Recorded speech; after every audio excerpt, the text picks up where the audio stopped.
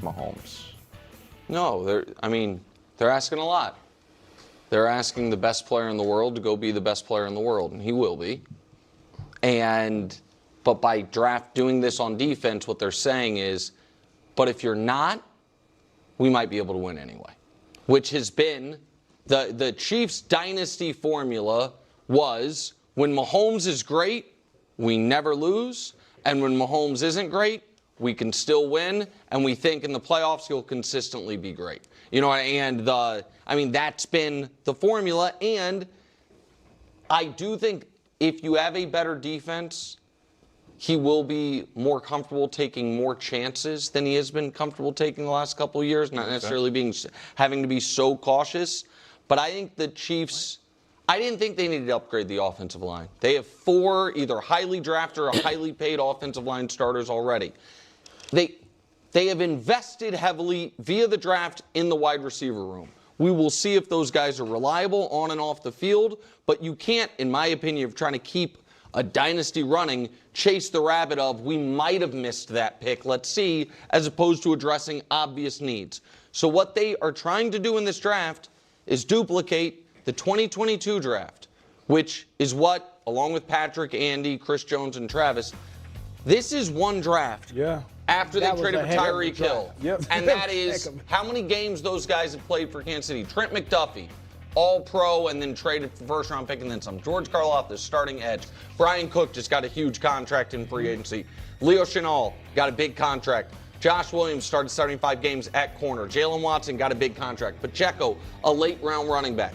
They're saying, let's do it again. And the other thing, Greg, they did this offseason in signing Kenneth Walker, and I like Emmett Johnson. He led the Big Ten in rushing yards, is they're trying to get the Chiefs and Patrick off this graphic, which is unspeakable.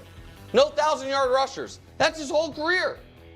It's them, the Chargers, who spent a first-round pick on Omarion Hampton. The Saints, who it's weird because they had Kamara, but they throw the ball to him so much. Broncos, who spent high draft picks on running backs. And again, Washington's half the amount of time. Make people respect the running game so it's easier to throw. So, yes, they're asking a lot of Patrick, but I think it's the right way to go about it. Yeah, I'm with you, Nick. Look, I don't think it's asking anything more than what we've seen them ask him in the last few years.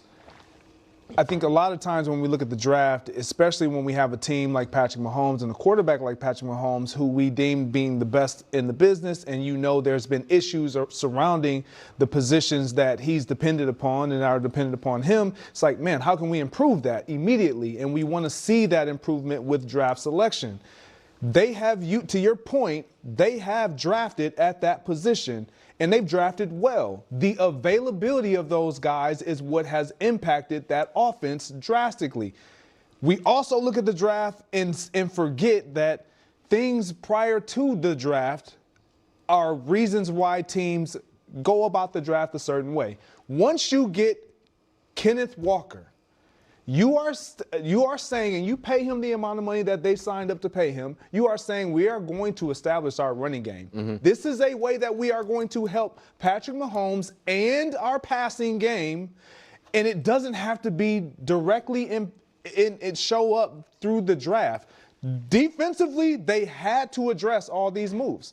They had to do this in the draft defensively because of what they were willing to part ways with and what they knew they didn't have. Yeah, I also feel like by getting Kenneth Walker, they addressed a huge need. So you brought up the no 1,000-yard rusher.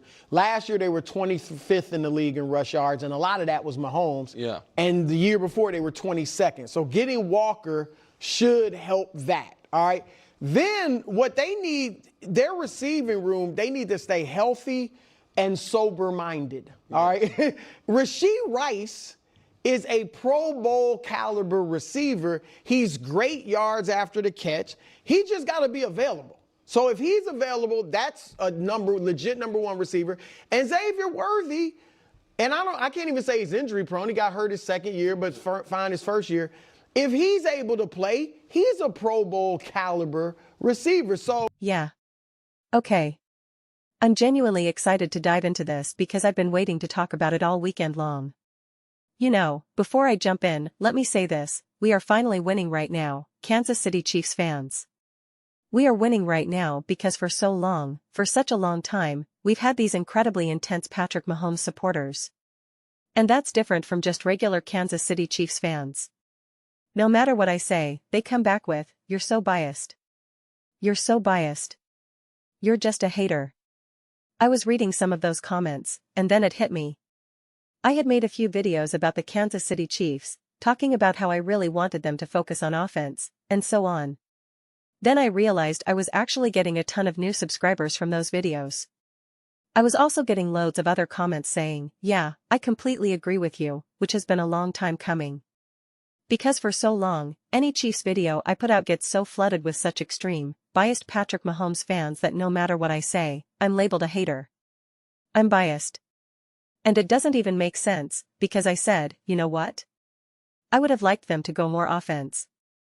I explicitly said the Chiefs didn't have a bad draft, but I personally would have preferred a different approach.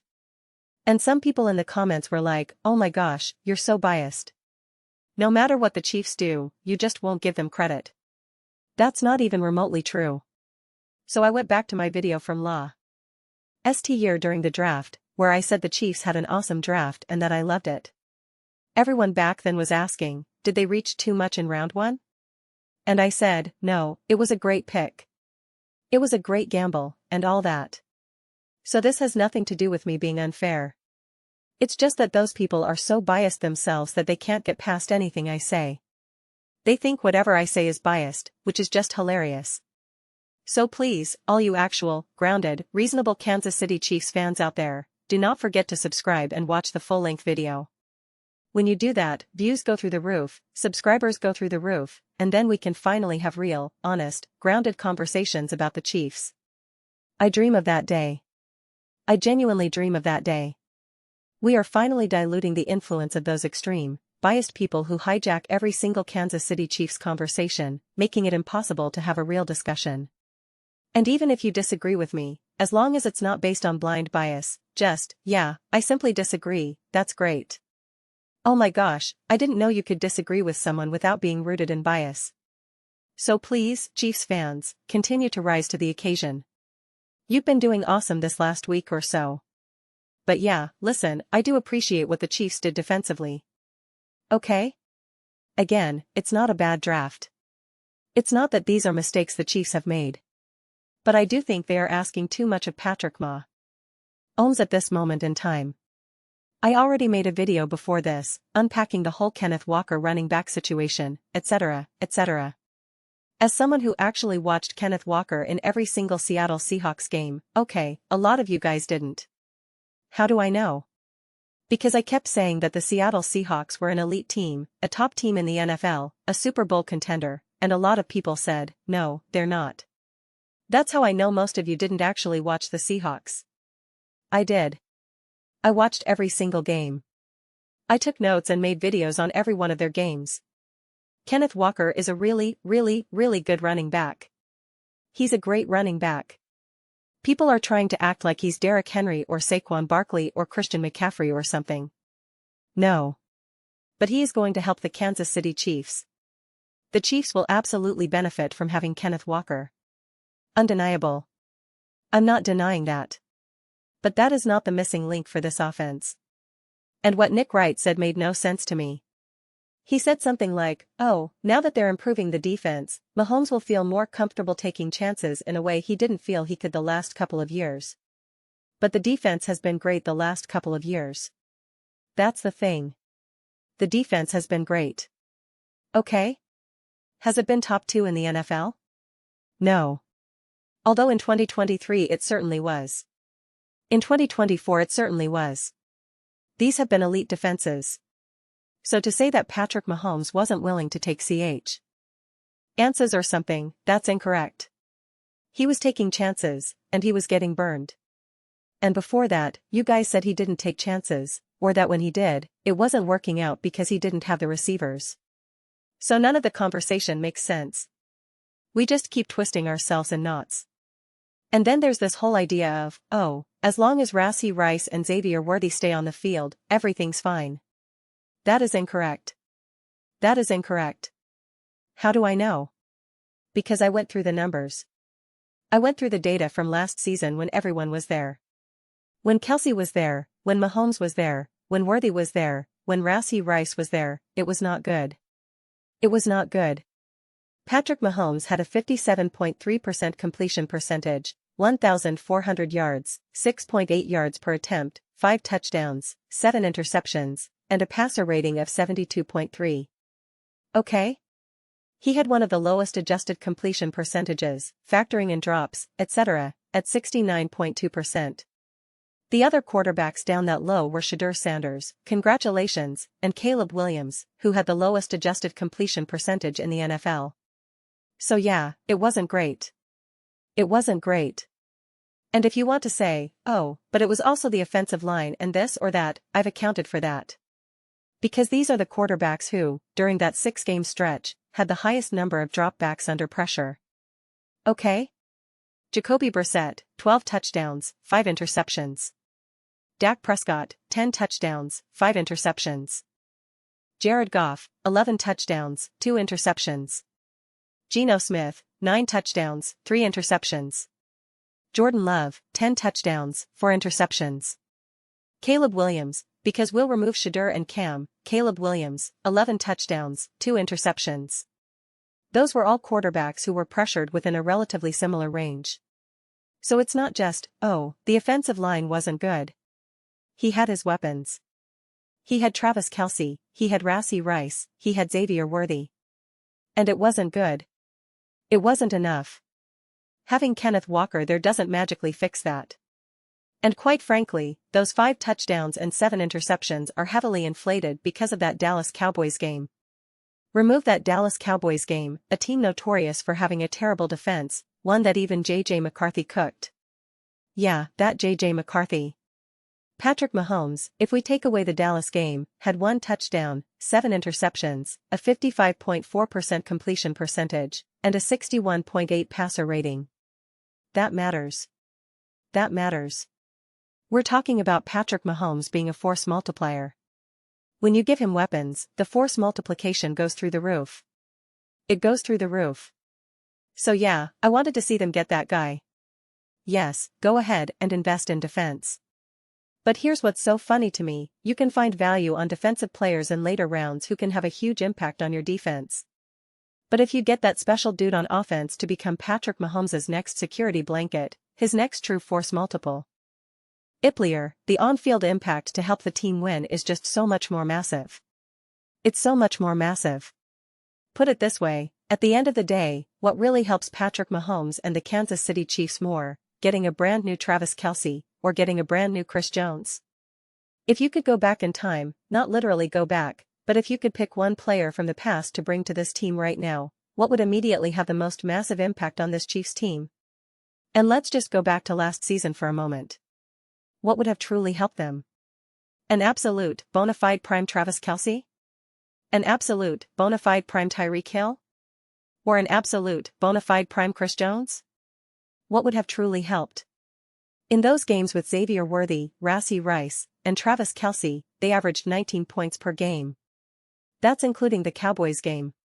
19 points per game. Now Patrick Mahomes is older, coming off an injury. So yeah, I firmly believe they should be doing more to support him offensively. Not just the whole, well, with a great defense you don't have to score as many points argument. And then people say, well, they expect Patrick Mahomes to be great in the playoffs no matter what. But this isn't 2018. This isn't 2019. He doesn't have the same level of mobility.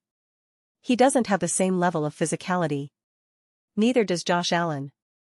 Neither does Lamar Jackson. Neither does Joe Burrow. Neither does Jalen Hurts. Times change. That's what happens.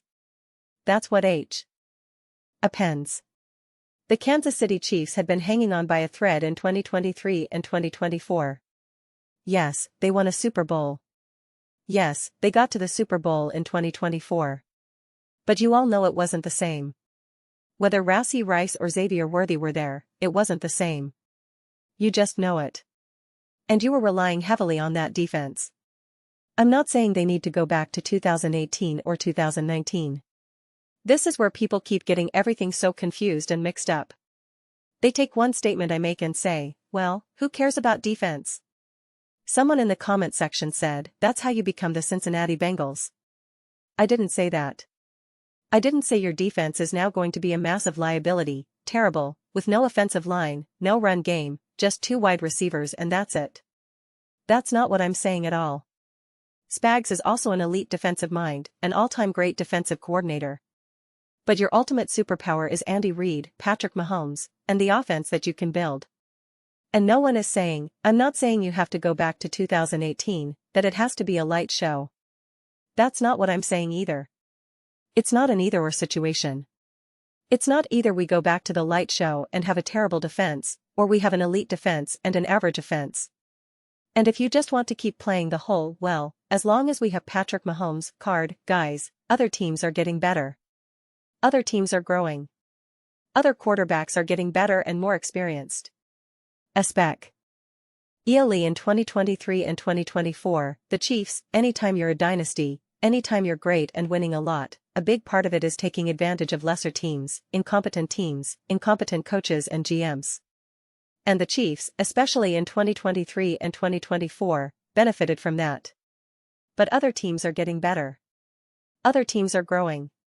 Let's say everything works out for the Los Angeles Rams defensively. We know offensively they'll be fine. Do you think if the Chiefs come out of the AFC, they can keep up with the Rams? That their offense can keep pace with Matthew Stafford, Puka Nacua, Devontae Adams, Karen Williams? You want to talk about Blake Corum? You want to talk about run games and attacking? I mean, they had the most successful rushing attack in the NFL, and they had Devontae and Puka, pick your poison at tight end, and they have Sean McVay. And now they've gone all in and built an elite defense, elite secondary, pass rush, etc. They already had an elite offensive line. Yeah. In 2023 and 2024, when a defense was able to really slow things down, what did the Seattle Seahawks, who had an elite defense, do to the Los Angeles Rams? They couldn't stop them.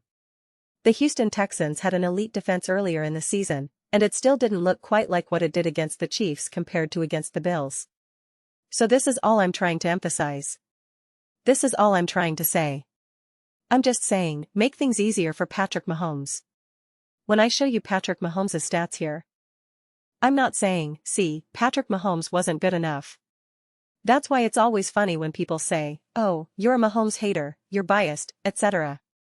I'm not saying, see, Patrick Mahomes just wasn't good enough. Look, Jacoby Brissett was better than him. That's not the take. That's not the take at all. And I'm sorry, bringing in Eric Bieniemy also doesn't magically change that either. Listen, I do think the offense will be better this year. I do think that as long as Patrick Mahomes is fully healthy, the offensive line should be better. The run game should be better. The passing game should be better. Mahomes individually should be better. I do believe that. But the whole point is about maximizing.